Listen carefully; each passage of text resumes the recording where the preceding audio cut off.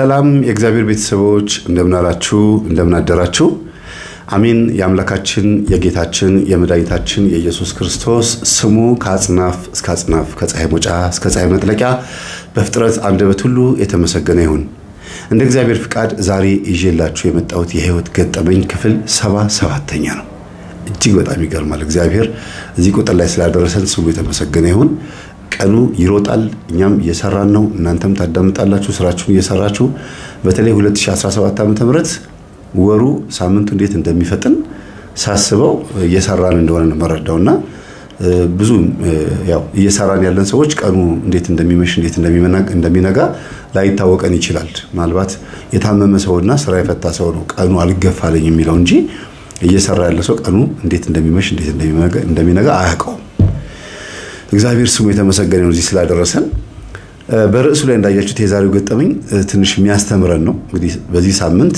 መለቀላችሁ ገጠመኞች ትንሽ ሰዓታቸው አጠር ይላሉ ያስባለሁ ጥር መጠን ያረኩኝ ማቀርበው ገጠመኙ አጭር ስለሆነ ሳይሆን ለማሳጠር ጥረት ያደረኩ ነው እንዲሁም ደግሞ አብዛኞቹ ገጠመኞች ላይ ዝርዝር ስላበዛው ወይም ትንታኔ ስላበዛው ሰዓቱ ስለገፋ በዚህ ደግሞ ላካክሳችሁ ብዬ ነው አሁን ክፍል 76 ለምሳሌ 2 ሰዓት ከ31 ደቂቃ ነው ምናምን ይፈጅ ነው አይደል እጅግ በጣም ብዙ ስለሆነ አሁን ደግሞ ትንሽ አጠር አድርጌ በጊዜ በቶሎ እንድትገላገሉ ላደርግ ነውና በማጠሩ ደስተኞች አይደላችሁም በርግጥ አንዳንዶቻችሁ አንዳንዱ ደግሞ አረ መምህር ተንዛዛ አረ በጣም ይሰለቻል ትላላችሁ በግድ አዳምጡ የተባላችሁ ይመስል ልክ ተማሪ ወደ ትምህርት ቤት የሚላከው በወላጆቹ ግፊት እንደሆነ ሁሉ እናንተም በግድ የምታዳምጡ ነው የምትመስሉትና በቂ ሰንቅ አግኝቻለሁ በቂ ዕውቀት አግኝቻለሁ ይበቃኛል የምትሉ ከሆነ እናንተ ረዘመብን የምትሉ ሰዎች በዛ የምትሉ ሰዎች ትንሽ ለአንድ ለሁለት ወር ለሶስት ወር ረፍት ብታረጉ ጥሩ ነው ብያስባለሁ ከዛ ውጪ እግዚአብሔር መንፈስ ቅዱስ በረዳን መጠን ዛሬ ገጠመኛችንን እንነጋገራለን ያው እንደዚህ አምሮብኝ ወደ እናንተ ደምቄ እንድመጣ ያደረገችኝ አስካለ ማርያም ነችና በጣም አመሰግናለሁ ይሄንን ቀሚስ ለብሼ ስቀረጽ በሙላት ነው ደስ ብሎ ነው ቀረጸው ተባረኪ እግዚአብሔር ይስጥሽ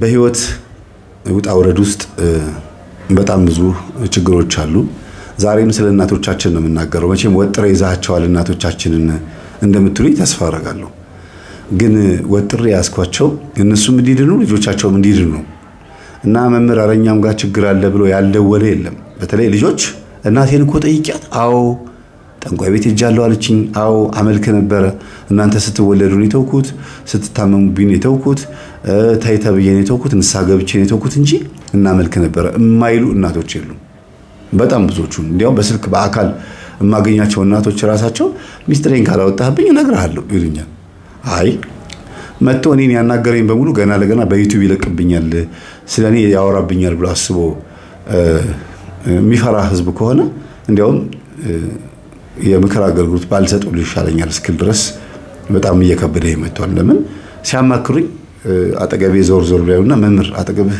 እንትን ሪከርድ ያረከ ከሆነ ወይም ለህዝብ የሚበቃ ሳይሆን ለግል ነው ይሉኛል እና የተሳቀቁ መተው ኢንተርቪው ከማረጋቸው በስልክ አውርተን በስልክ እንጨርሳለን ማለት ነው አንዳንድ ጊዜ የምክር አገልግሎቱንም ማቆምበት ምክንያቱም ትልቁ ያገሪያ ነው እንደፈለጉ አያወሩም እኔና እነሱ ብቻ ቋንቋ ጩለን እንደፈለጉ ነፃነት ኖራቸው ለመፍትሄ ብለው አያወሩም እየተሳቀቁ ነው የሚናገሩት የሆነ ቦታ ሌላ ቦታ ሄደው ሞክረው የምክር አገልግሎት ወስደው አልሳካ ብሏቸው ተረኛ ሆኜ የመጡ እስኪመስለኝ ድረስ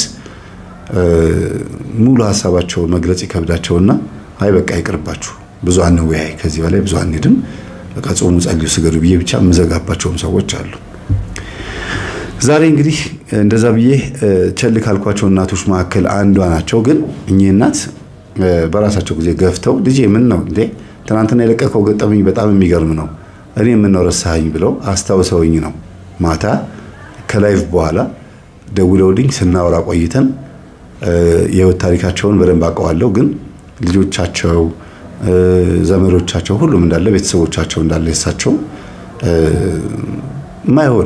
ማይሆን አይነት አካሄድ ውስጥ ገብተው ሌላ ታሪክ ውስጥ ገብተው ተበለሻሽቶባቸው ስለነበረ የህይወታቸው አካሄድ አሁን ጊዜው ደርሷል የሆነብኝንና ያደረኩትን ነገር በሙሉ መናገር አለብኝ ብለው ወስነው ነግረውኝ ይኸው ዛሬ ይዤላችሁ ወጥቻለሁ። ክፍል 77ኛ ሌላ ነበር ገጠመኝ።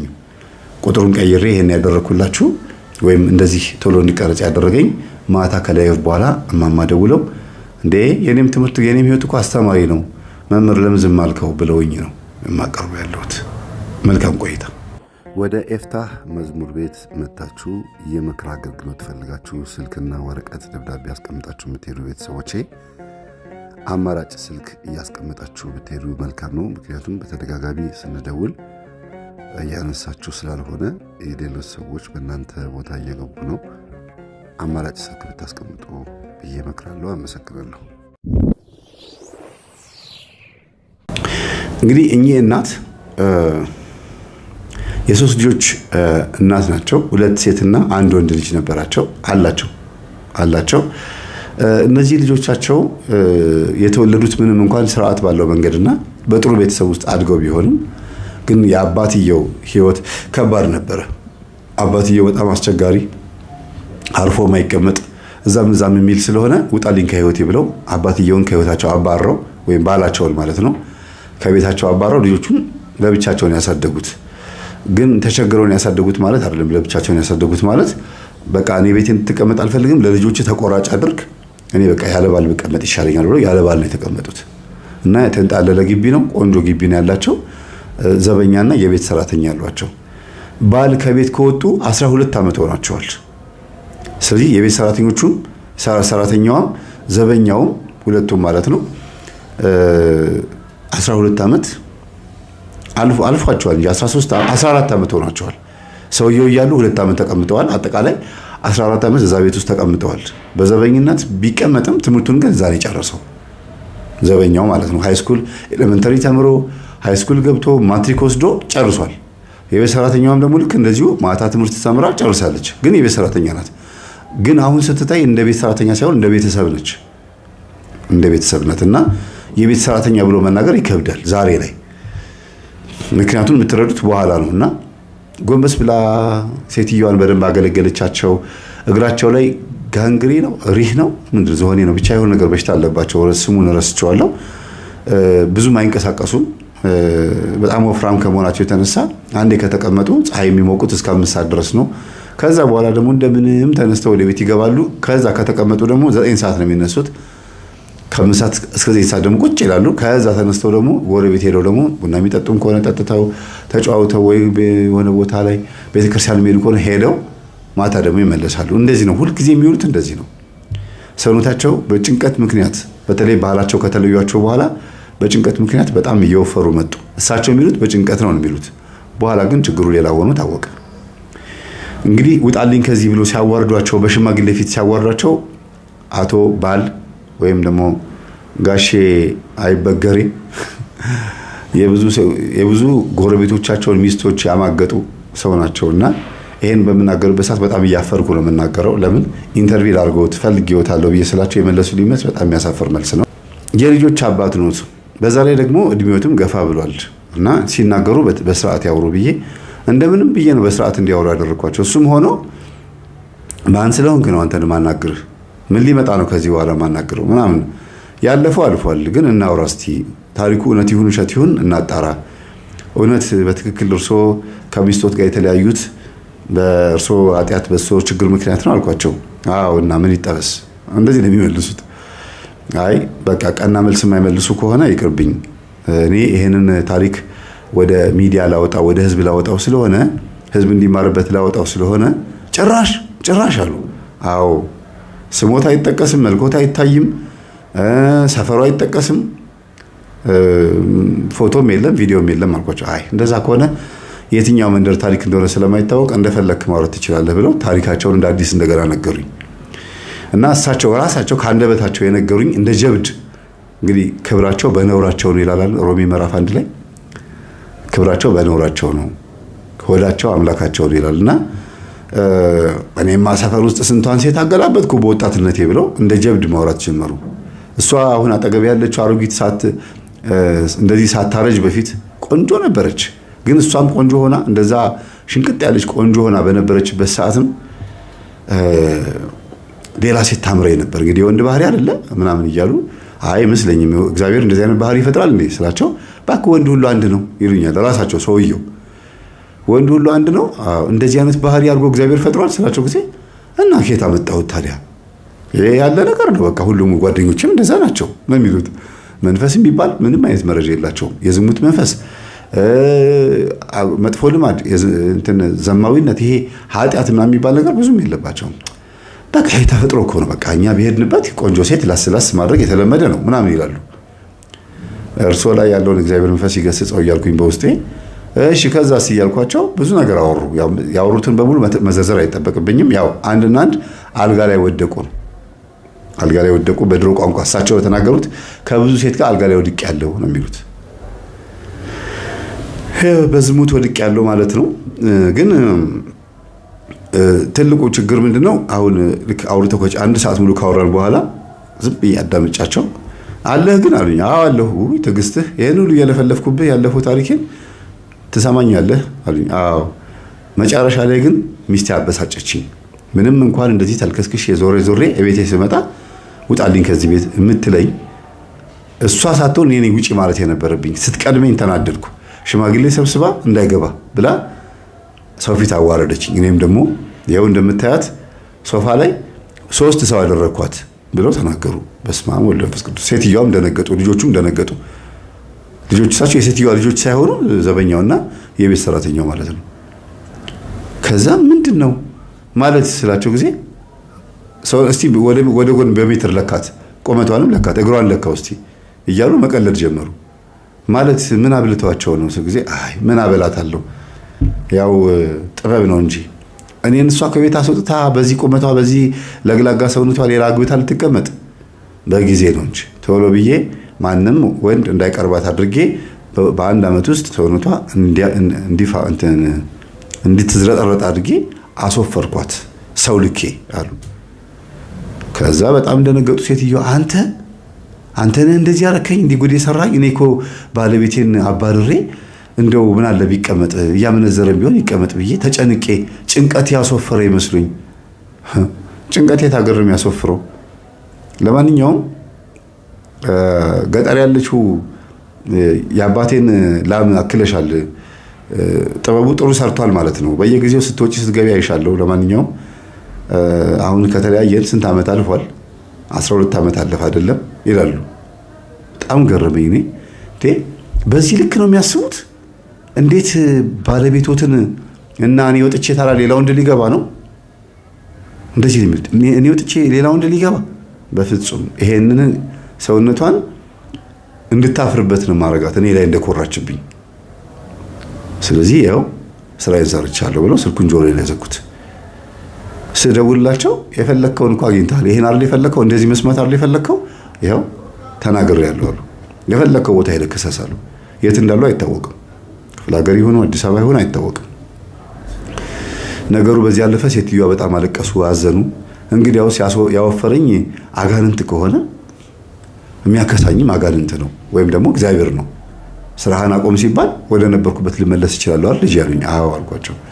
እኔን በምንድን ያወቁኝ እናት ባለቤታቸውንም እንደዚህ አይነት ነገር እንዳዋራ እድል የሰጡኝም ታሪካቸው በጣም ሰፊ ነው። እዛ ቤት የሄድኩበት መንገድ ማለት ነው። በክፍል 76 ላይ እንደነገርኳችሁ አንዳንድ እናቶች ለቤት ሰራተኞቻቸው ትልቅ ዋጋ ይከፍላሉ። አንዳንዶቹ ደግሞ እንኳን ዋጋ ሊከፍሉ ዋጋ ያስከፍላሉ። በጣም ከባድ ዋጋ ያስከፍላሉና እኚህ እናት በጣም ቸር፣ ሩህሩህ፣ ደግ ስለሆኑ ልጆቻቸውን ለቁም ነገር አብቅተው በትምህርታቸውም ጥሩ ውጤት አምጥተው ሁለቱ አንዷ ሴትና አንዱ ወንድ ወደ ውጭ ሄደውላቸዋል። አንዷ ብቻ ነች እዚህ ያለችው። እሷም ደግሞ አግብታለች ነው የሚባለው፣ እንደ ማግባት ነው የሚባለው ብቻ እንደተነገረኝ ከሆነ ግን አይደለም፣ ገብታለች ነው የሚባለው እንደው ጋብቻም ከተባለ ማለት ነውና ከባድ ስቃይ ውስጥ ልጅ ያለችው። ግን ሰሞኑን ልትመጣብኝ ነው፣ እንደው ምን ይሻለኛል አሉ። ምንድነው አልኳቸው። ልትመጣብኝ ነው በቃ ይኸው በትዳሯን ፈታ ልትመጣ ነው። ከአንድም 5 ጊዜ ሄጄ የባሏ እግር ስር ወድቄ በዚህ ሰውነቴ መሬት ላይ ግንድስ ብዬ ወድቄ እባክህን ልጄ ማራት ይቅር በላት ብዬ ይቅርታ አድርጎላት አሁን ግን ከዚህ በኋላ ማዘር ልጆት ልልካት ነው በዚህ ሳምንት ትመጣለች አልነገርኳትም በዚህ ሳምንት ግን ነግሪያት ወደ እርሱ ትመጣለች እንዳይቀየሙኝ በቃ እኔ ከራሴ ማውረድ ፈልጋለሁ ብሎ ለምኖ ሰበብ ከምትሆንብኝ ሴትዮ ብሎ ለምኖ ለሴትዮ አለሽ በሽማግሌ አድርጎ መለሳት ሊመልሳት ነው አሉኝ እሺ ስለዚህ ምን ላግሎት ሂድና አንተ ለምንልኝ አሉኝ አይ በመለመን ሳይሆን ችግሩን በማወቅ ነው ልጆት ምንድነው ችግሯ ትናደዳለች ትቆጣለች ትሳደባለች ያገኘችውን ቃስታ የምትወራወረው አስቸጋሪ ናት ምንም በቃ ማለት እዚህ ግባ የሚባል ነገር ጸባይዋ ማይጨበጥም አሉ ሌሎቹ ልጆች ወጥስ ወይ እንዲያውም እሷ ትሻላለች አሉ ደግሞ መልሰው አስቸጋሪ ናት ካሉ በኋላ ከሁለቱ ልጆች ሲያነጻጽሯት ደግሞ በፍጹም ጭራሽ እንዲያውም እሷ ትሻላለች አግቢ ስላት እሺ ብላ ማግባቷ በራሱ ለኔ ትልቅ ነገር ነው ወለጂ አልወልድም ባልየው ደግሞ ልጅ ይፈልጋል እንግዲህ ውጭ ያሉትም ሁለቱም ተምረው ጨርሰው ወደ ውጭ ሀገር የሄዱት ለኑሮ እዛም ሆነው ግን ሁለት ጊዜ አግብተው ሁለት ጊዜ ፈተዋል ሁለቱም ወንድምና እህት እንቢ ብሏቸው በቃ ኢትዮጵያ መተን አግብተን እኔ ሚስቴን ይዤ ወደ አሜሪካ ገባለሁ እኔም ደግሞ ባሌን ይዤ ወዳለሁበት ሀገር ገባለሁ ብለው ነው ልጆቹ ሊመጡ የተዘጋጁት እና ግን እቅድ ላይ ናቸው ያሉት በቃ እንመጣለን ማየ እኛ እዚህ ትዳር ሊሆንልን አልቻለም ይኸው ስንት ዓመት ሙሉ ተቸገርን በቃ ምንም በቃ ልንስማማ አልቻለም በትዳራችን ላይ ምንድነው ችግራችሁ ሲባሉ አይ በቃ ለምን ትወጫለሽ ለምን ትዝናኛለሽ ነው የሚለኝ ትላለች ሴቷ ወንዱ ደግሞ እጅ ከፍንጅ ያዘችኝ ሳመነዝር ያዘችኝ እና ሁሉም ችግራቸው ማመንዘር ነው መንዝርና ነው ችግራቸውና ሴትዮዋ ግራ ገባቸው በአባታቸው ነው የወጡት ሶስቱም ልጆቼ በአባታቸው ስለወጡ እኔ ምንድነው ማድረግ ያለብኝ ተጠመቁ አንጠመቅም ጸልዩ አንጸልይም ሃይማኖታችሁን ተከተሉ እንብየው ባዲ በኩል ደግሞ ትዳራቸውን ደግሞ ይፈልጉታል ግራ ገባኛል እና እቺኛዋ ልጅ ትሻላለች ያሉት ለምንድነው አታመነዝርም ከባሏ ውጪ ሌላ ቦታ አትሄድም ግን ባሏን መማታት ነው ትልቁ ችግሩ ይሄ ደግሞ በጣም መሬት የሆነ ባል ነው ያላት በጣም ታጋሽ ቻይ ነው ያለ ስትመታው ጉንጩን ከመያዝ ውጪ ወይም ደግሞ ታይ ብሎ ከመከላከል ልጇን እንደዚህ ጥፍራጉ ይዞ እረፊ ተይኔ ወንድ ነኝ ይጎዳሻለሁ ሲያ ጊዜ አንተን የመታህ ጀግና ልትባል ነው ሴት ልትመታ ሴት ነው የምትባለው እስቲ ንካኝና ትለዋለች ከዛ አንዳንዴ ሲነደው ከግድግዳ ጋር ጣብቃታል ከዛ ጠቅልል ለማው ትፍ ብላ ጧት ሲነጋ ሻንጣውን ይዛ ብላ ደግሞ ትወጣለች በቃ ይሄ ነው ሌላ ነገር የለም ይሞጣሞጣሉ በርግጥ ምላስን የሚገፋው ጭንቅላት አለ ምላስ በተናገረች ፊት በቦክስ ይመታል ብለው መጋጋቢ አዲስ ሸቱ የተናገሩት ያስተማሩት ትምህርት አለ እና ግን እውነት እንደዛ ነው ምላስ በተናገረች ሰውነት በሙሉ ይቀጣል ምላስ የተናገረችው ከማን አንጥታ ነው ከዚህ ከዋናው ከሞተሩ ነው ስለዚህ አንቀሳቃሹ ጭንቅላት ከሆነ ምላስ የተመታችው ምላስ የተናገረችው በጭንቅላት ነው ጭንቅላትም የተመታው በራሱ በገዛ ማንነቱ ነው እንዲያውም በደም ሲገልጹት ምንድነው ያሉት ምናልባት ቪዲዮን ካገኙት ያሰማችኋለሁ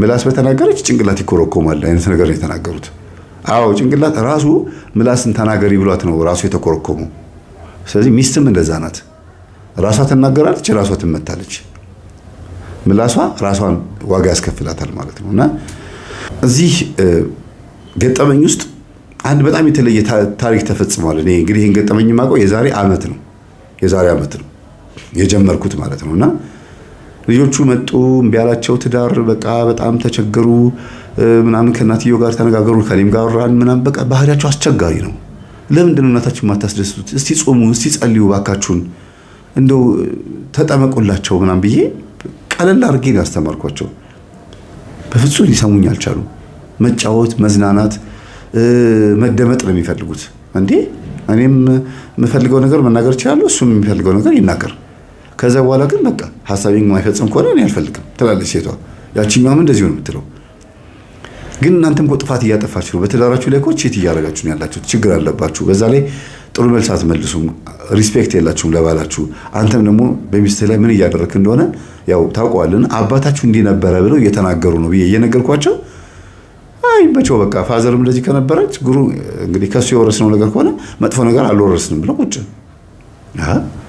ይሄን አይነት የሚያስብ ትውልድ አለ እንዴ እንግዲህ ደስተኛ ነው ማለት ነው በማመንዘሩ እንደፈለገ በመሆኑ ደስተኛ ነው ፈታ ማለት ነው ባክ ምንም መጨናነቅ ያስፈልግም እንዲያውም በልጅነት የማዘር አግባጉ ብላ መከራችን ማሳይታ ይኸው የማይሆን ነገር ውስጥ ገብተናል አሉ። ሶስቱም ግን አልወለዱም። ሶስቱም በትዳራቸው ላይ ቼት እያደረጉም ቢሆን እንደው ልጅ መፈጠር ነበረበት፣ ግን አልወለዱም ሶስቱም ልጆቻቸው።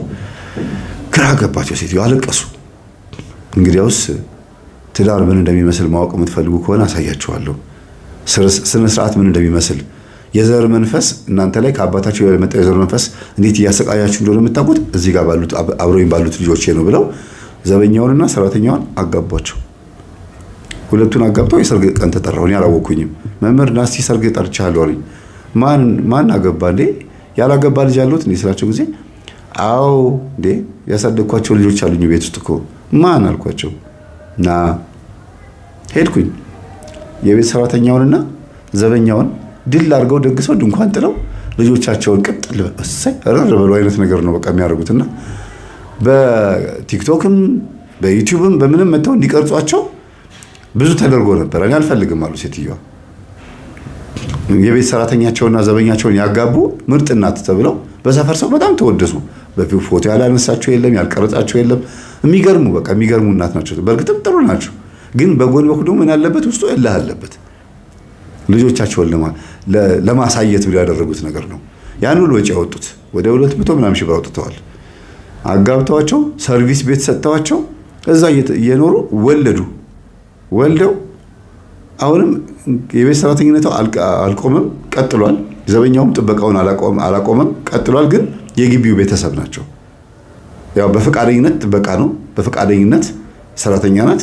ሴትዮዋን ይንከባከባሉ። ምንም አይነት ሳንቲም ችግር የለባቸው። ሴትዮዋ የገቢ ምንጭ ስላላቸው ሌላ ቦታ ላይ ኮራ ብለው ነው የሚኖሩት። ያው የገቢ ምንጩ መናገር አልተፈቀደልኝም፣ አትናገር ተብያለሁ። ማንነታቸው እንዳይታወቅ የሚታወቁ ሰዎች ስለሆኑ ነው።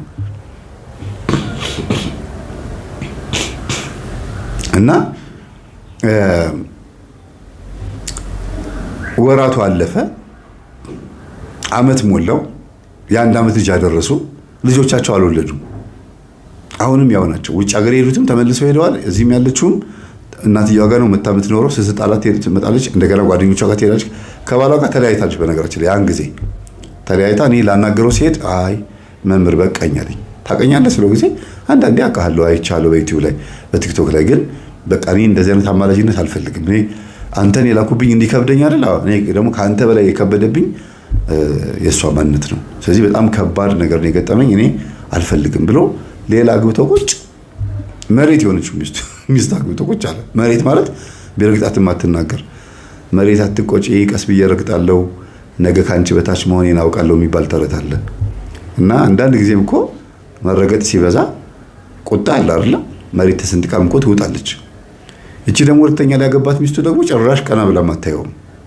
ምን አይነት አንዳንዴ ተረት ላይ አለ እስከዛሬ የት ነበርሽ ብሎ እንደገረፋት አይነት ነገር እንደው አልገረፋትም እንጂ በጣም ይደነቃል። ደውሎ ሁሉ አመት ባል ጊዜ እንኳን አደረሰ ይለኛል። ይሄው ልጅ ማለት ነው። ለምን እንድነግራት ስለተፈለገ ነው። እኔ ለሷ አግብቷል ወልዷል ምናምን ብዬ እንድናገር ስለተፈለገ ነው። አሁን ወልዶ የ6 ወር ልጅ ነው። የ6 ወር ልጅ አድርሷል። ወዲያው እንደፈታት ወዲያው ነው ያገባው። በጣም በቃ ግግም ብለህ አልፈልግም ብለህ በጣም ችክ ያልክብኝ ሌላ ልታገባ ፈልገህ ነው ስለዚህ አልዋሽም። በጣም ምርር ስላለችኝ ቶሎ ብዬ ሴትን በሴት ነው መተካት የፈለኩት። አላፈቀርካትም ነበር ማለት ነው ስለዚህ አዎ እንዴ እኔ እኮ ትዳር መያዝ መውለድ ነው የምፈልገው እንጂ የፍቅር ጨዋታ ልጨዋታ አይደለም እኮ ትዳር ውስጥ የገባሁት። እኔ እድሜ አልፎብኛል።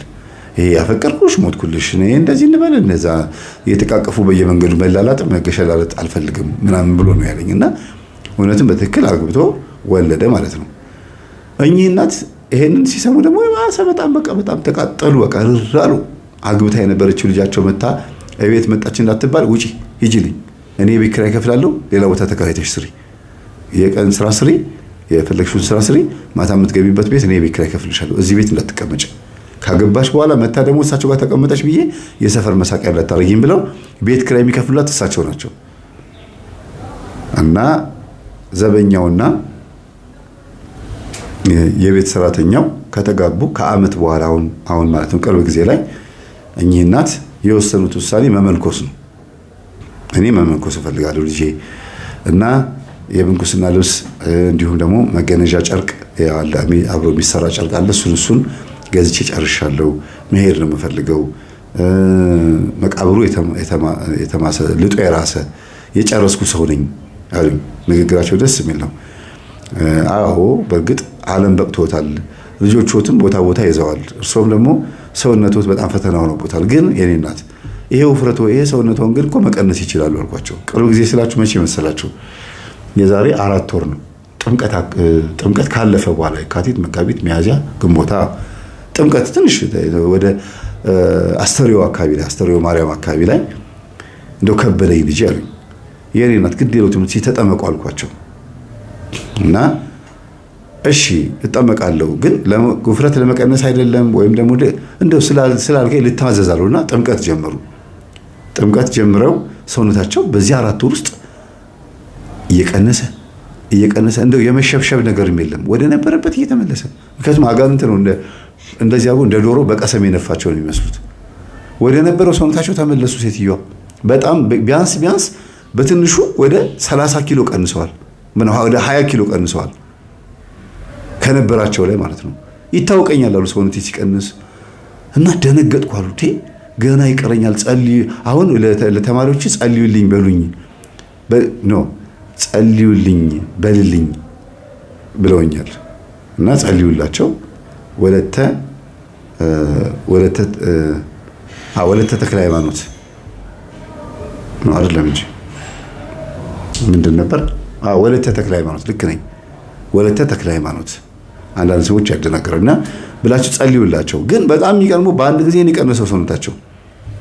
ከሰውነት መቀነስ ጋር በተገናኘ የቡዳ መንፈስ አንዳንዴ በጣም ያከሳል፣ አንዳንዴ ደግሞ በጣም ያወፍራል። ለምን መሰላችሁ?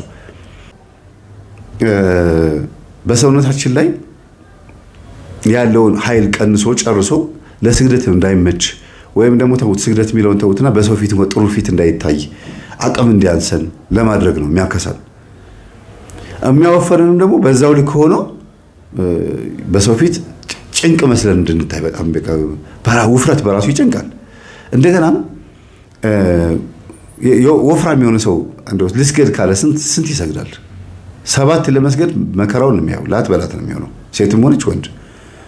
እና ያንን ለማድረግ አውቆ ያዝረጠርጣል፣ ያወፍራል። ሌላው ሚስት ብዙ ጊዜ ካገባች በኋላ ባገባችባቸው አመታቶች በ2 ዓመት 3 ዓመት ውስጥ ስትወልድ ምን ስትል ቤት ስትቀመጥ በተለይ የቤት እመቤት ከሆነች ሰውነቷ ያው የመወፈር ነገር አለ። ከወለደች በኋላም ራሱ ሰውነቷ ይለዋወጥባታል። እና ያንን ነገር የሚያደርገው ባል ሚስቱን የሚያውቃት በጣም ሸንቃጣ ሆና በቅርጿ ምክንያት የጠበሳት ከሆነች መጀመሪያም የሚተዋወቁ ጊዜ ማለት ነው። በተለያየ አይነት የሰውነት ቅርጾቻቸው የተዋወቁ ከሆኑ አይነ ጥላው ምን ያደርጋል? ከወለደች በኋላ እንድታስጠላ አድርጎ ባልየው ሌላ ሴት ጋር እንዲሄድ ያደርገዋል። የሚወደው ቅርጿን ነው፣ የሚወደው ሰውነቷን ነው። ያንን አካል ሲያጣው ይሄዳል። አንዳንድ ብልጥ ሴቶችም ደግሞ ምን ያደርጋሉ? በኦፕሬሽን ወልዳለሁ ጡትም ደግሞ አላጠባም ጡጦ ይጥባ ከፈለገ ብለው ሰውነታቸውን ሽንቀጥ አድርገው የሚጠብቁት የባላቸውን ደካማ ጎን ስለሚያውቁ ነው። በጣም የሚገርማቸው ያው ዓለማዊ ሲስተም ደካማ የሚባል ሲስተም ወይም ዘዴ ቢሆንም የባላቸውን ደካማ ጎን ሲያውቁ እነሱ ራሳቸው ዘዴ ዘየድን ብለው ልጃቸውን አያጠቡም፣ በኦፕሬሽን ነው ወልደው ብለው እንግዲህ ብልሃት ውስጥ ይገባሉ ማለት ነው። እና ውፍረት በራሱ ሴት ላይ ተጽዕኖ ይፈጥርባታል በህይወቷ ላይ በትዳሯ ላይ። ባለትዳሮች በተለይ ባሎች ማለት ነው ከትዳራቸው ውጪ ሌላ ቦታ ለማመንዘራቸው ትልቁ ምክንያት የሚሆነው የሴት ልጅ መወፈር ነው። ምክንያት የሚባለው ነው ማለት ሳይሆን የሚባለው መወፈር ብቻ አይደለም፣ ንጽህናዋን አለመጠበቋ፣ እንደገና ተክለ ቁመናዋን አለመጠበቋ፣ ራሷን አለመጠበቋ፣ እንግዳ ቤት ውስጥ በሚመጣበት ሰዓት ቤት ሲመጣ የሚያየው ምናምን የተዘከረከ ነገር ምናምን ሲያይ ያ ነገር ብዙም አይመቸውም እና ያው ሹልክ ብሎ ይወጣና ምሽቶ ይመጣል። በዛ የተነሳ ልጅ ከተወለደ በኋላ ጭቅጭቅ ይመጣል እና ሃኒ ማሪ የኔ ወድ ይባባሉ የነበሩት በኋላ ላይ አንተ ሰውዬ አንቺ ሴትዮ መባባል ይጀምራሉ ማለት ነው። ይሄ ሁሉ ትልቁ ችግር የምድራዊ ደካማ ጎን ነው። ወደ መንፈሳዊ ስትመጡ ግን መልካም ሚስት ለባሏ ዘውድ ነች ይችላል። መልካምነቷ በመልክ አይደለም በስነ ምግባሯ ነው። ማንነቷ ስነ ምግባሯ ለባሏ የምትሰጠው ሪስፔክት ደካማ ጎኑን አውቃ በደካማ ጎኑ በኩል እሱን መደገፍ፣ ጠንካራ ጎኑን ደግሞ መደገፍ፣ ሁለቱንም ተሸክሞ መሄድ። ከዛ ለባሏ ዘውድ ነች ነው የሚለው። ዘውድ የሚቀመጠው ደግሞ ከጭንቅላት በላይ ነው። እሷ መልካም ከሆነች ባሏን ታስከብረዋለች። እንግዳም ቢመጣ አያፍርም፣ እነሱም ወደ እንግዳ ቢሄዱም አያፍርም፣ ይደሰትባታል ማለት ነውና ሚስትን ያገኘ በረከትን አገኘ ከእግዚአብሔር ነው የምትሰጠው ተብሎ የተነገረውም አንዱ ይሄ ነው። መንፈሳዊ የሆነ አካሄድ የምትሄድ ሚስት ብዙ ጊዜ ትዳሯን ብዙ አትበድልም፣ አትጨቁንም። የተፋለመችም ቢሆን ባሏን ትረዳለች፣ በጸሎት ታግዘዋለች። የፍቺ ነገር ትንሽ ይቀንሳል። ለምን ትረዳዋለች ብዬ አስባለሁና እኚህ እናት የሰውነታቸው መቀነስ አንድ ትልቅ በዚህ 4 ወር ውስጥ የተፈጸመ ነው። ሌላው የሶስት ልጆች አባት የሆነ ሰው የሆነ ሰው ትዳር እፈልጋለሁ እባክህን መምህር፣ ልጆቼን እያሳደግኩ ነው፣ ግን ልጆቼን ሳትጠላ ከልጆቼ ጋር ተስማምታ የምትኖር ሚስት ካለች ትምጣ፣ እኔ ትዳር እፈልጋለሁ ብሎ አንድ ሰው ደውሎልኝ ነበረ እና ባለሀብት ነው ስላችሁ ምንድነው ያን ያክል የተንደላቀቀ ሳይሆን ምንም አይቸገርም፣ ነጋዴ ነው፣ በጣም ጎበዝ ነጋዴ ነው እና ጥሩ ኑሮ ነው የሚኖረው፣ ከሚስት በስተቀር ሌላ ነገር የለውም። ሚስት ደግሞ ፈቶ ሳይሆን በድንገተኛ አደጋ ሞታበት ነው። በድንገተኛ አደጋ ሚስቱን አጥቶ ነው እና አሁን ሚስት እፈልጋለሁ፣ ይበቃኛል፣ እስካሁን ድረስ ብቻዬን ተቀምጫለሁ፣ ማግባት እፈልጋለሁ አለ። ከ6 ዓመት ምናምን በኋላ ነው መሰለኝ ሚስቱ ከሞተች ከ6 ዓመት በኋላ። የቤተ ክርስቲያን ሕግም እንደዛ ነው የሚለው። አንድ ሰው በቁርባን ካገባ በኋላ ወይም በተክሊል ካገባ በኋላ ሚስቱ ከሞተች ከ5 ዓመት በኋላ ሌላ ሚስት ማግባት ይችላል የሚል ሕግ አለ። ስለዚህ ይሄ ሰው ይሄን ሕግ ጠብቆ ይመስለኛል 6ኛው ዓመት ላይ ነው ካገባሁኝ ነው ሚስቴ ከሞተች 6ኛ ዓመት ሆኗታልና አሁን ማግባት እፈልጋለሁ ሲለኝ እሺ አልኩት። ቀጥታ ማን ጋር የደወልኩት የማማ ልጅ ጋር ነው። ልጅቷ ጋር ወለጂ ስትባል እምቢ ብላ ነበር። አሁን ግን ምን አለችኝ? አረ መምህርዬ እንደው አሁን ገብቶኛል፣ ትምህርትን እያዳመጥኩ ሁሉ ነገር ገብቶኛል። እማዬ ያደረገችው በጣም ጭንቅላቴን የጎዳኝ። እኛ ልጆቿን ድራ ሄደን አግብተን ገብተን ትዳራችን ባለማክበራችን ተመልሰን ተፋተን ወጣናል። ዘበኛና የቤት ሰራተኛ አጋብታ ግን በሰላም እየኖሩ ነው፣ ወልደው በሰላም እየኖሩ ነውና እኔ በጣም አይምሮ ተነክቷል። እናቴ ማስደሰት ትፈልጋለሁ። እንደው በማርያም የኔ ቢጤም ይሁን ጎዳና ተዳዳሪም ይሁን ሃይማኖቱ እንደው አንተ አታረገውም እንጂ ምንም ይሁን እኔ አሁን ወንድ ማግባት ትፈልጋለሁ አለች። ጥሩ ነው ተረጋጊ፣ ጠብቂ ብያታለሁ። ቀጥታ ግን ደወልኩኝ። ትሰሚያለሽ አልኳት። ትዳር ነው የምትፈልጊው አይደል? አዎ። መውለድ ነው የምትፈልጊው? አዎ። ባልወልድም ትዳር ነው የምፈልገው። በእንግዲያውስ የሶስት ልጆች አባት አለ። ስለዚህ አለች የሶስት ልጆች አባት አለ። ይሄው ድምጹን አዳምጪው፣ ቤቱ ይሄ ነው። እዚህ ቤት መኖር የምትፈልጊ ከሆነ ከልጆቹ ጋር መኖር የምትፈልጊ ከሆነ ከዛ በኋላ ታገቢያለሽ፣ ሄደሽ ታገቢዋለሽ አልኳት። አይ መጀመሪያ በነገራችን ላይ ከእናቷ ቤት ከወጣች በኋላ ጉስቁል ብላለች። ጸበል ለጸበል ስትዞር እዛም ስትል ትንሽ ተጎሳቆለች እና እቺ ልጅ ለኔም ሳትነግረኝ ብዙ ተንከራተተች። ጠቋር ለካ እያሽከረከራት ነበረ። መጨረሻ ላይ ነው የሆነ ገጠሜ ስትሰማ ጠቋር እኮ ገዳም ለገዳም ያንከራተታል ስል ሰምታ ቀድሜ መምህርን ባናገርኩት ወመን የሆነ መናጥ የሆነ መንፈስ ነው የሚያንከራተተኝ ብላ አንድ ቦታ ተቀምጣ ስትጸልይ ተያዘ። ሳቀባት። እንዲያው የጠቋር መንፈስ ብዙ ጊዜ ገዳም ለገዳም ያዞራል። አወኩ ይላል። መጽሐፍትን የተረዱ አስመስሎ ከደብተሮች የሚመጣ መንፈስ ስለሆነ ብዙ ጊዜ ሰዎችን እንደዛ ነው የሚያደርጋቸው እና ልጅቷ ትንሽ ባህሪዋ ተቀይሮ ነበረ። የደወልኩለት በዚህ ሰዓት ላይ ሆና ነው። መምህር ይደክሞኛል፣ በቃኝ። አሁን ገዳም ለገዳም መሄድ የለ ዝም ብሎ መንገድ አወድ የለ ምን የለ። አሁን የምፈልገው ትዳር ነው አለች። ባሌም እንደሆነ አግብቶ ወልዷል አለች። በቃ እንደዛ ከሆነ ችግር የለውም። አሁን አንድ ነገር እናድርግ። ይሄን ሰውዬ ማግባት ትፈልጊያለሽ አትፈልጊም አልኳት። እንገናኝ አለች። እሺ አልኳት። እኔ ጥሩ ዘዴ መጥቶልኛል አለች። ምን? አይ የቤት ሰራተኛ ከሌለው ሰራተኛ ሆኜ ልግባና ባህሪው ልየው። ሚስት ሆኜ ገብቼ ከምጎዳ ሰራተኛ ሆኜ ሰካራም ሰክሮ የሚገባ ማታ ማታ አይደለም የሚጾም የሚጸልይ ነው የኔ ተማሪ ነው አልኳት። ይሁን መምህር አንተ አታውቅም፣ ሀብታሞች ጣጣ ያጣቸውም የሆነ ችግር አለባቸው አለች። እሺ አልኳት። መብትሽ ነው አልኳት። ከዛ ደወልኩለትና እኔ የምልህ አልኩት አንድ ጥሩ ልጅ አለች ሰራተኛ ትፈልጋለህ እንዴ አልኩት። እንዴ አዎ ፈልጋለሁ አለኝ። የእግዚአብሔር ነገር ከዛ የለህም እንዴ ሰው አለች ግን ከብዷታል ለልጆቹ ምሳ መቋጠር። ከዛ በኋላ ደግሞ ከትምህርት ቤት ደግሞ የምታመጣው እሷ ነች። በጣም ብዙ መከራዋን እያየች ነውና ቢያንስ የምታገዛት ሴት ትፈልጋለሁ። ብቸኛ መሆናለች። ብቸኛ ስለሆነች የምታገዛት ሴት ትፈልጋለሁ አለ። ከዛ እዛው የደወልኩለት እሷ ፊት ማለት ነው። አየ መምህር ይሄ ሰው ጥሩ ሰው ነው ማለት ነው አለች። ምን እንዴት አልኳት። አይ አልፈልግም ይል ነው የቤት ሰራተኛዋን እንደፈለገ የሚያገላብጣት የሚያጫውታት ቢሆን ኖሮ ሰው አልፈልግም ይልህ ነበር። ሁለታችን ከሆነን ግን ጥሩ ነው ማለት ነው። ይሄ ሰው በጣም ጥሩ ሰው ነው፣ እሄዳለሁ አለች። እሺ አልኳት። ሄደች። የቤት ሰራተኛ ሆና ገባች። ከዛ ተዋወቀችው። የስራ ድርሻ ተሰጣት። ጎበዝ ናት በስራ ላይ ብዙም አትታማም። ከዛ ከሰራተኛዋ ጋር ማውራት ጀመረች። እዚህ ቤት ሴት አትመጣም፣ ኧረ አይመጡም፣ ማንም ሰው አይመጣም። ያው 5 ዓመት ሙሉ ልጆቹን አንገቱን ደፍቶ ሲያሳድግ ሲያስተምር ቆየና ከዛ በኋላ ግን አሁንስ በቃኝ፣ የዝሙት ሐሳብ እየመጣብኝ እየተፈተንኩ ስለሆነ ላግባ ብሎ ነው። ታዲያ አንቺን እንደዚህ ነክቶሽ አያውቅም? ኧረ በፍጹም እንዲህ አይነት ባህሪም የለበትም። እኔ እንዲያውም አንዳንድ ጊዜ ሚስቱን የገደለበት የራሱ አይነት ጥላ ይሆን እንዴ ብዬ አስባለሁ አለች። እንዴት አወቅሽ ስትለው ጊዜ የመምህርን ትምህርት እኮ አዳምጣለሁ፣ የመምህር ተስፋዬን ትምህርት አንቺ አታውቂውም? አዎ እሱን ሰምቻለሁ አለች። ገብቷታል። እዛ ቤት እንግዲህ የኔን ትምህርት ያዳምጣል ብያታለሁ። ስለዚህ ሰራተኛዋም የኔን ትምህርት ታዳምጣለች ማለት ነው።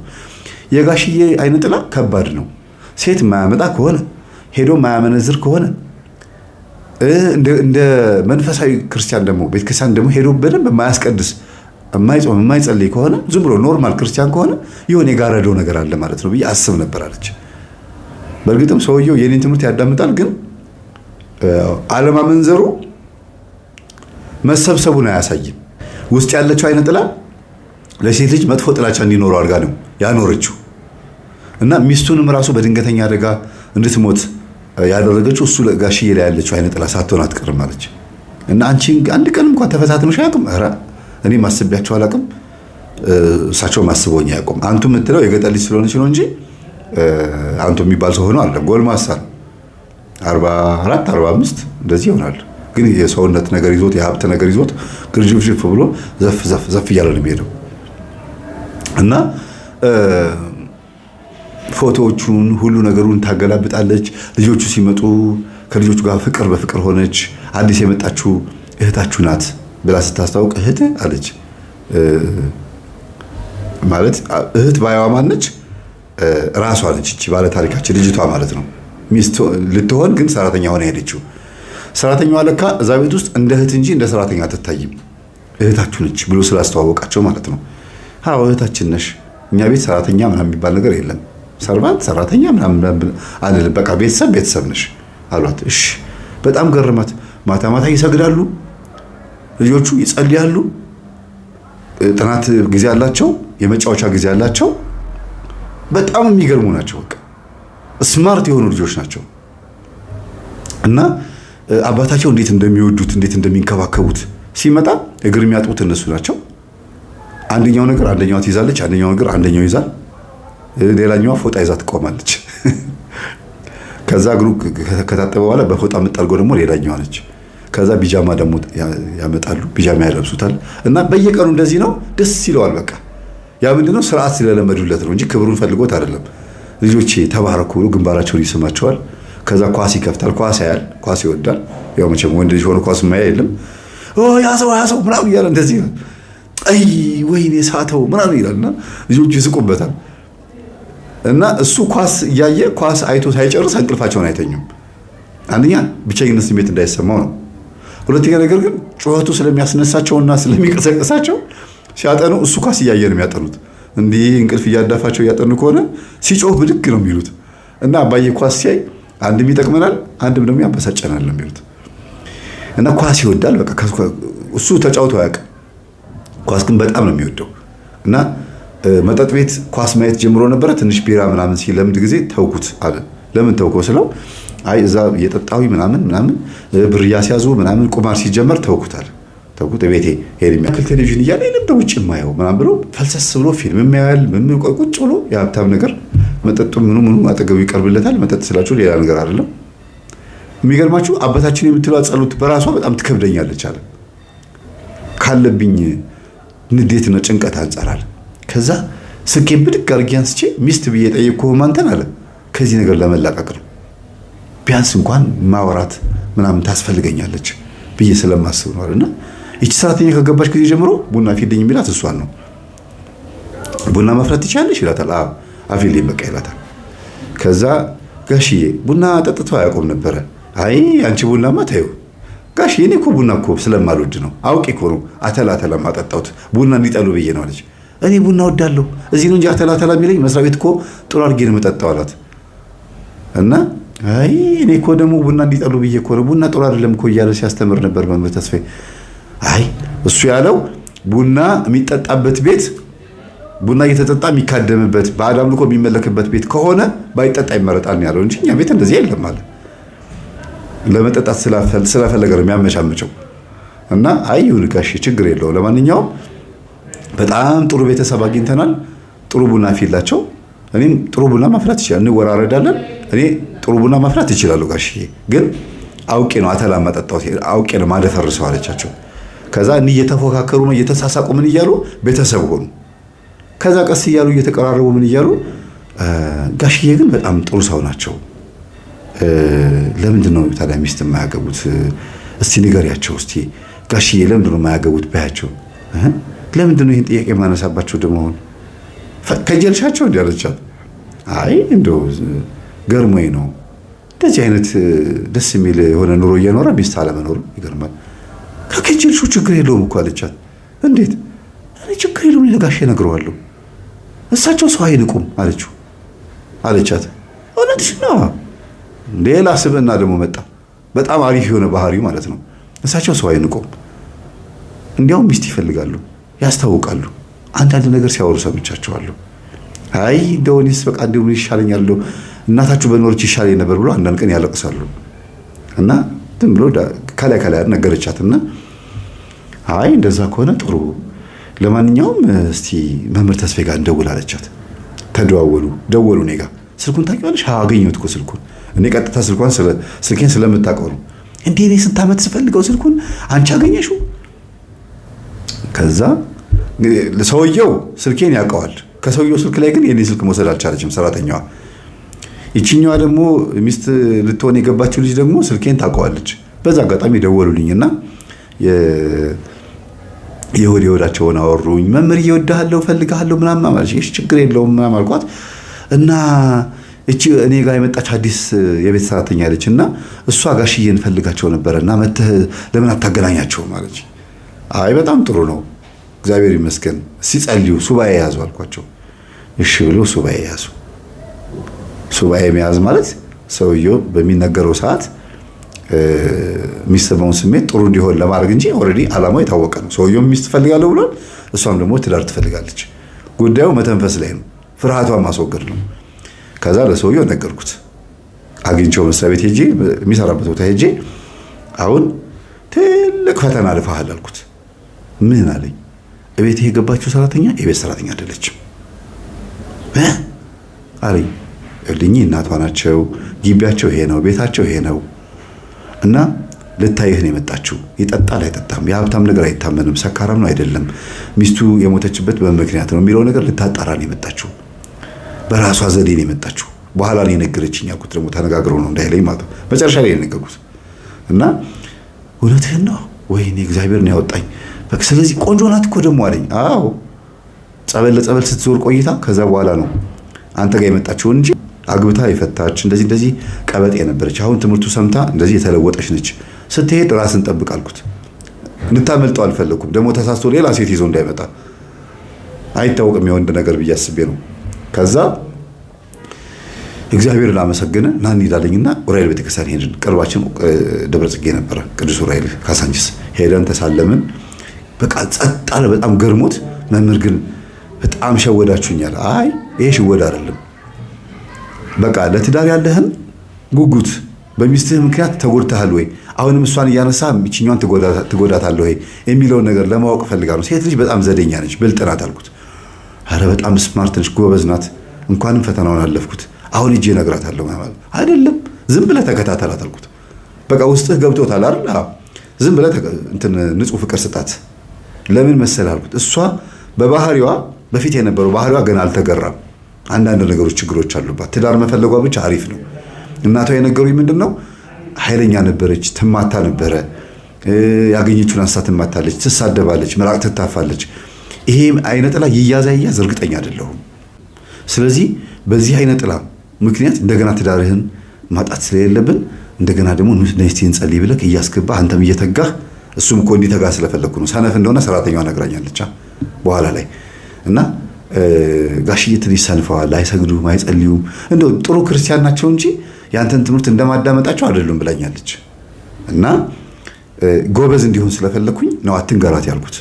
የእሷን መንፈስ እንዲይዝ ብሎ ሲቀጠቅጥ አብሮ ጸሎት መጽሐፍት ሲከፍት ወይም ደግሞ ብቻ ጸሎት ክፍል ውስጥ ያለውን ስርዓት ሲፈጽም በዛውም ጎበዝ እየሆነ እንዲመጣ ፈልጌ ነው አትንገራት ያልኩት። ከዛ ለማማ ነገርኳቸው ደውዬ፣ ኧረ ማማ ልጆት ምን እያደረገች እንደሆነ ያውቃሉ የሳቸው ጊዜ አላውቅም አሉኝ። ያለውን ነገር ስነግራቸው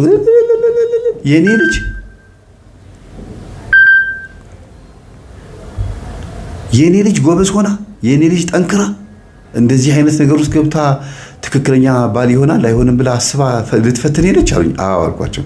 እንደው መጨረሻውስ እንደው ይሄ ነገር ጥሩ ከሆነ እኔ ከምትረዳቸው ልጆች አንተ የምትረዳቸው ልጆች መካከል የሁለት የሶስቱን የቤት ኪራይ ከፍልልሃለሁ አሉኝ። አይ ማዘር የኔ እኮ እንደዛ እንዲከፍሉልኝ ሳይሆን እንደው ደስታውትን ልካፈል ወይም ደግሞ ደስታዬን እንዲካፈሉ ፈልጌ ነው አልኳቸው። እኔ በጣም ደስ ብሎኛል ልጄ በጣም ደስ ብሎኛል አሉ። በጣም ውጭ ሀገር ደውለው ሁሉ ለልጆቻቸው ነገሩ። ከዛ ደወሉላት፣ አንቺ የምን ስለላ ውስጥ ነው የገባሽው? ማን ነገራችሁ አለቻቸው። መምህር ተስፋዬ ለማየ ነግሯት፣ ማየ ደግሞ ለኛ ነገረችን። ወይኔ ከዛ ደውላ እኔ ጋር ነገረችኝ። እኔ ራስ አላወኩም። ማዘር ደውሎ የነገሯል መሰለኝና ለምን ነገሩ አልኳቸው። መጀመሪያ እሷ ደወለችልኝ። መምህር ነገርክብኝ እንዴ አለችኝ። አይ ደስ ብሎኝ ለእናትሽ እኮ ስነግራቸው ለወንድሞችሽ ነግረዋል፣ ለወንድምሽና ለእህትሽ ነግረዋት ነው ምናምን አልኳቸውና አይ ይሁን ችግር የለው ለማንኛውም ሁሉ ነገር ተስተካክሏል። በቃ እኔ አሁን ሰውየው ምቹ ሆኖልኛል ላፈነዳው ነው አለችኝ። አይደለ ችግር የለው በቃ ንገረሽኝ ልታፈነጂው እስኪ ንገሪኝ አልኳት። በቃ የሚቀጥለው እሑድ እነግረዋለሁ አለችኝ። ምኑን ነው የምትነግሪው?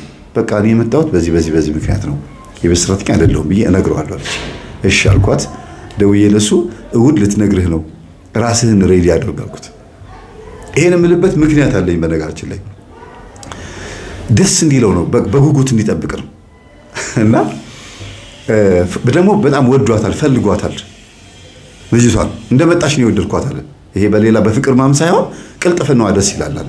እሷ ቅልጥፍጥፍ የምትለው ለመወደድ ስለሆነ ያው አይን ውስጥ ገብታለች። በቃ በትክክል ተሳክቶላታል ማለት ነው። እና ልጆቹም ደግሞ በጣም ወደዋታል።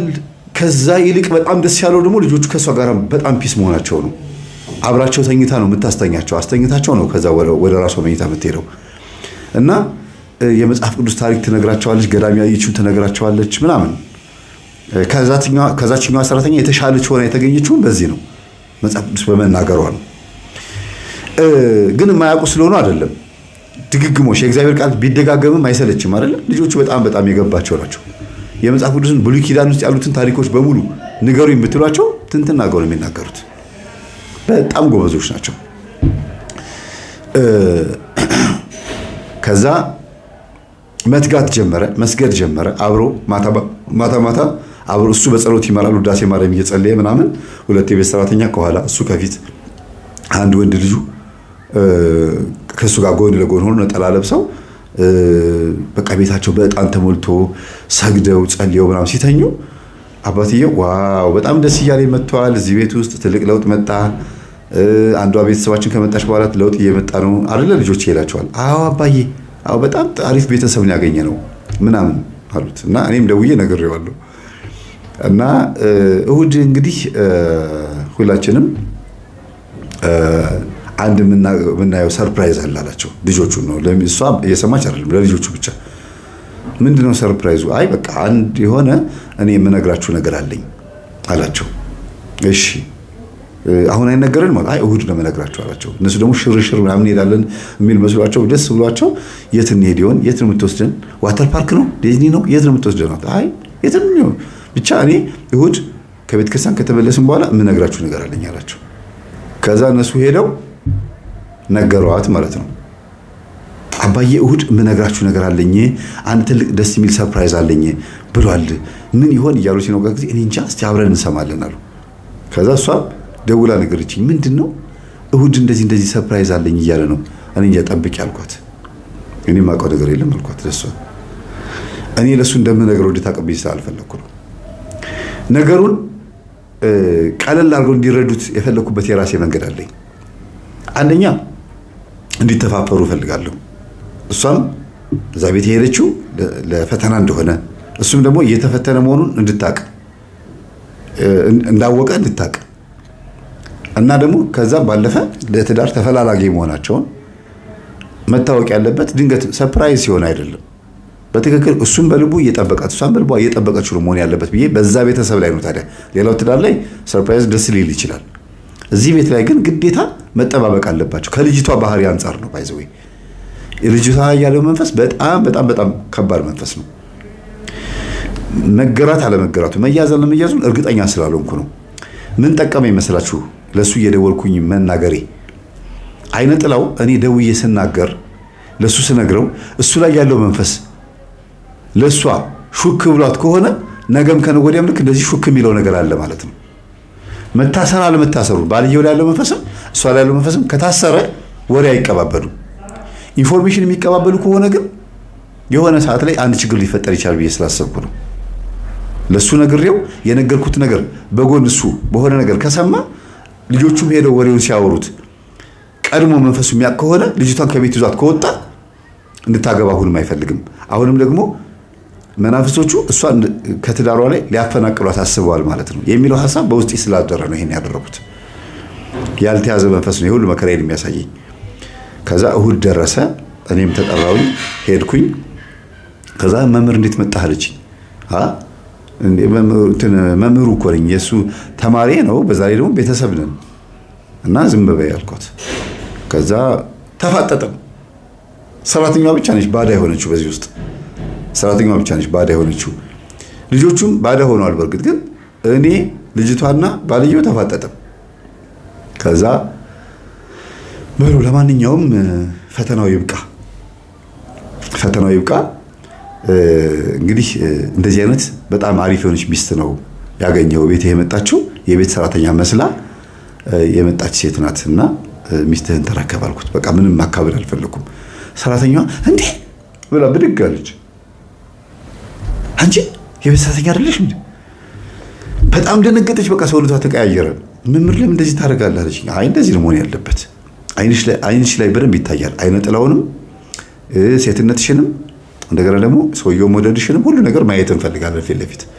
ሰውነቷ ፈራ፣ ተንቀጠቀጠች። ምን አለች? ትክክለኛ የሴት ባህሪዋን ስናይ አይ በቃ መንፈሱ በደንብ ታስሯል ማለት ነው። የሆነ ተናዳ ብድግ ብላ የምትወጣ ምናምን ቢሆን ኖሮ አጅሬው አለ ማለት ነው። እና አረ በቃ ችግር የለውም እኔ እኮ በጣም በደንብ አድርጌ ነው የቀጠቀጥኩትና በደንብ የተገራ መንፈስ ስለሆነ አሁን ምንም አይነት ችግር አይፈጥርብኝም አለች። ተነስቶ ግንባሯን ሳማት፣ ተቃቀፉ። ልጆቹ ምንድነው ነገሩን አባዬ ሰርፕራይዙ ይሄ ነው እንዴ አሉ። አዎ እናት አግኝታችኋል። ከዚህ በኋላ እሷ በእናታችሁ ምትክ ሚስቴ ናት፣ ሁለተኛ እናታችሁ ነች ብሎ ሲላቸው ጊዜ ልጆቹ ፈነጠዙ እና አባትየው ደነገጠ። ምንድነው እንዴት ነው እንደዚህ ደስተኛ ሆናችሁት አላቸው። አይ በቃ እኛ አስበን ነበር፣ የሆነ ነገር ገምተን ጠርጥረን ነበር አሉ። በምን ምክንያት? እሷ ነግራን ነበር፣ ሰራተኛዋ ማለት ነው። እሷ ነግራን ነበር አባታችሁ ሁለተኛ እናት የምትፈልጉ ከሆነና ሁለተኛ ሚስት እንዲያገባ የምትፈልጉ ከሆነ አባታችሁን ወትውቱት ብላ ቀድማ ነግራን ነበር። በድብቅ ለካ ሰራተኛዋ ሁለቱ እንዲቀራረቡ ነው የራሷን ዘዴ እየተጠቀመች እየሄደች ነበርና በጣም ፍቅር የሚሰጧት ከሷ ጋር በጣም አታች አድርገው የነበሩት በሰራተኛዋ ግፊት ነው። ያ ሁሉ ግፊት የተፈጠረው ለሷ ጥሩ ፍቅር ሲሰጥ የነበሩት ሰራተኛዋ በምታረገው አይነት ነገርና ቤት ውስጥ በጣም ደስ የሚል ነገር ተፈጠረ። እናትየው ጋር ደውለን እማማ ሁሉ ነገር ጨርሰናል፣ ተሳክቷል። ልጆት ከዚህ በኋላ ደግማ የማትወጣበት ጥፊ የማታነሳበት የማትሳደብበት ትዳር ውስጥ ገብታለች አልኳቸው። እውነትህን ነው ልጄ አሉ። አዎ እርግጠኛ ነህ አሉኝ። እርግጠኛ ነኝ አልኳቸው።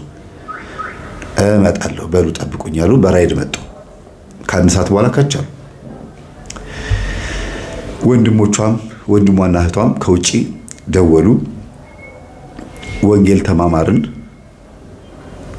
በጣም የሚያሳዝነው ነገር ከባዱ ነገር ማለት ነው የንስሐ አባታቸው ደውሎ የማያውቁ ንስሐ አባታቸው ደወሉ።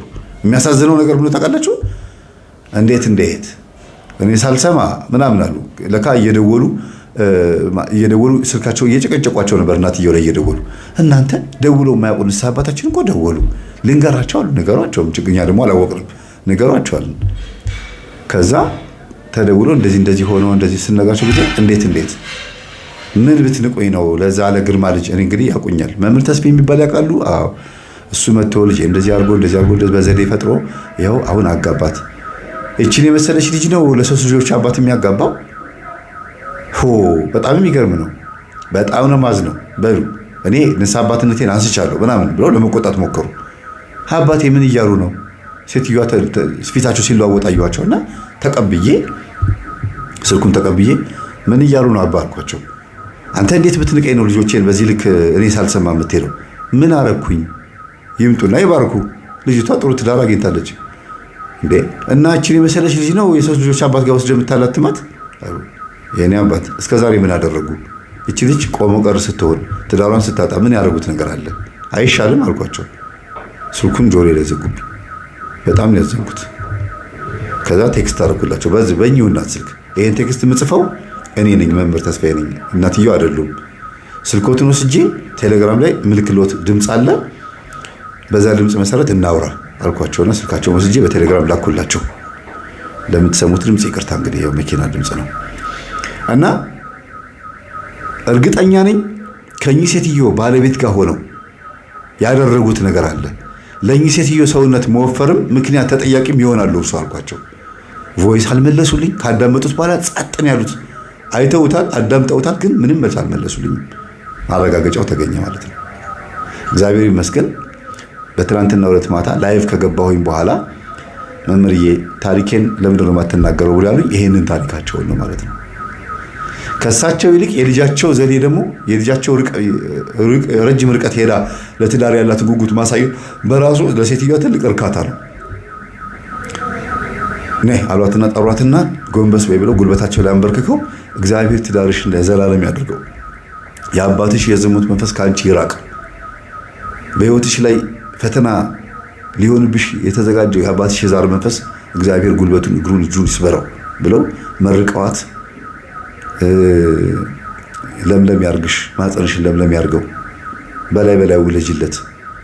እንደማየው ከሆነ እንግዲህ በኑሮም የምትቸገር ሰው ስላልሆንኩኝ ምናልባት 2-3 ብትወልድልህ ደስ ይለኛል አሉት። ኧረ ችግር የለውም 7 ትውለድ ምን ችግር አለው? እኔ የምፈልገው ልክ እንደቀደመችው ሚስቴ መልካም የሆነ ጸባይ እንዲኖራት እንፈልገዋለን። በጣም ነው ደስ ያለኝ። የዛን ቀን ግን አለቀሰ። ትንሽ ሚስቱን አስታውሶ ትንሽ አለቀሰ። እሱን ለማባበል ራሱ 2 ሰዓት ፈጀብን። አስታውሶ በስራቱ ተነስቶ አለቀሰ እና ልረሳሽ ነው ሌላ ሚስት አገኘው ልረሳሽ ነው እያለ አለቀሰ እና ልጆቹን ማስለቀሳቸው በመከራን ያስቆም ነው። ጎረቤት ሁሉ መጡ።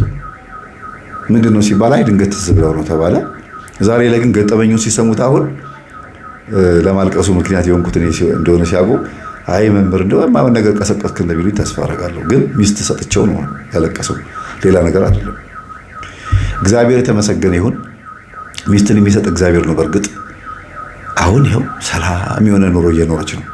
እጇን ለጥፊ አታነሳ። እጇን የምታነሳው በስመ አብ ለማለት ለመስገድ ነው እጇን የምታነሳው። እርክት ስለ አንዳንድ ቀን የምናገረው ነገር አጣለሁ። እዚህ ጸጥ ብላችሁ አስቡት።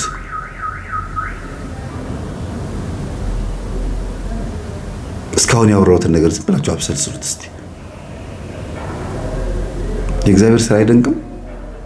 አሁን የሚቀረኝ ትልቁ የቤት ስራ የሁለቱ የወንድምና የእህቷ ነው። ውጭ ሀገር በስልክ እያወራን ነው። ትንሽ አስቸጋሪ ናቸው። ትንሽ ሞልቃቃም ጨምላቃም ናቸው። እየሰሙኝ ነው። መሞላቀቃችሁን መጨማለቃችሁን አቆሙና ወደ ኢትዮጵያ መጣችሁ ስለ ትዳር ብናወራ ይሻላችኋል። አያዋጣችሁም። አለበለዚያ ሌላ ነገር ውስጥ ነው የምትገቡት። ሌላ ልምምድ ውስጥ ነው የምትገቡት። እስቲ የእህታችሁን ነገር አስቡት። የእናታችሁን የአባታችሁን ነገር አስቡት። መናፍስት እንዴት አድርጎ ቤታችሁ ውስጥ እንዴት እንዳመሳችሁ። በተለይ የአባታችሁን ተንኮል አስቡት እስቲ። እናታችሁን ምን እንዳደረጋት። የወጣትነት ተንኮል ካደገ በኋላ ከ12 ዓመት በኋላ አሁንም አባትየው ላይ ይሄ ተንኮል አሁንም ባህሪያቸው ውስጥ ጸባያቸው ውስጥ አለ። እንደ ጀብድ ነው የሚያወሩት እና ይሄ በጣም ከባድ ነገር ነው። የአምላካችን የጌታችን የመድኃኒታችን የኢየሱስ ክርስቶስ ስም የተመሰገነ ይሁን። ምክር አለ እዚህ ውስጥ። አሁን መምከር ምን መመክረው ነገር አለ? ምንም የለም። ሰላሙን ብረሪ